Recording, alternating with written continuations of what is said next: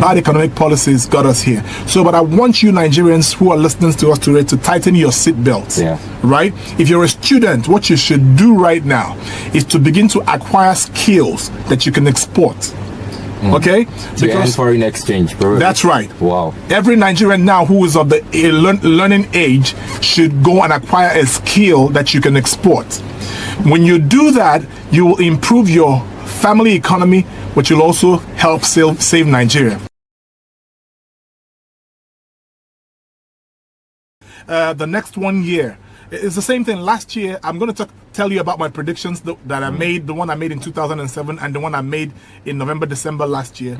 They've all come to pass. And now I'm going to make another prediction. I am not a prophet of doom, but if you know how to look at economic indices and interpret them, you can almost tell what's going to happen in a country's economic future, right? So I'm going to make another prediction that 2023 is going to be a tough year, right? But if we play our cards right, we will come out from this perhaps by the end of next year, going into 2024. Nigeria will begin to recover fully if we actually begin to implement all the right economic principles, because right now we're playing games, right? So what I'm trying to say in essence is that basically our politicians got us here.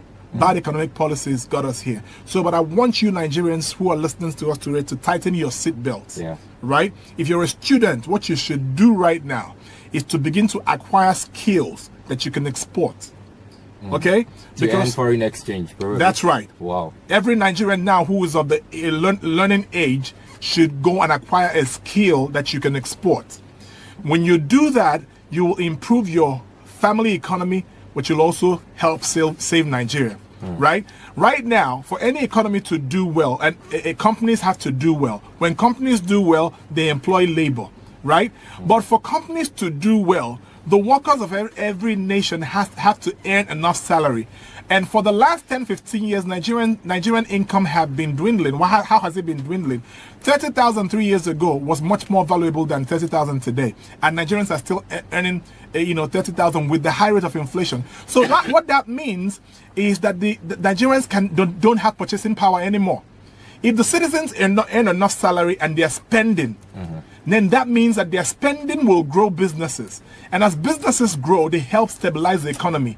By paying taxes to the government gains IGR, right? And if these companies are exporting companies, they also export commodities made in Nigeria and they earn us forex, right? But on the part of Nigeria, our workers are not earning enough salaries. And so a lot of commodities are quickly entering into what I call the luxury list. For example, gas. When I wrote a letter, I'm going to talk to you about all of this. When I wrote a letter to an institute last year, I talked about a lot of products going to enter into the luxury list. Gas, for example, has entered into the luxury list. But many middle-class families cannot afford to buy a cylinder of gas anymore.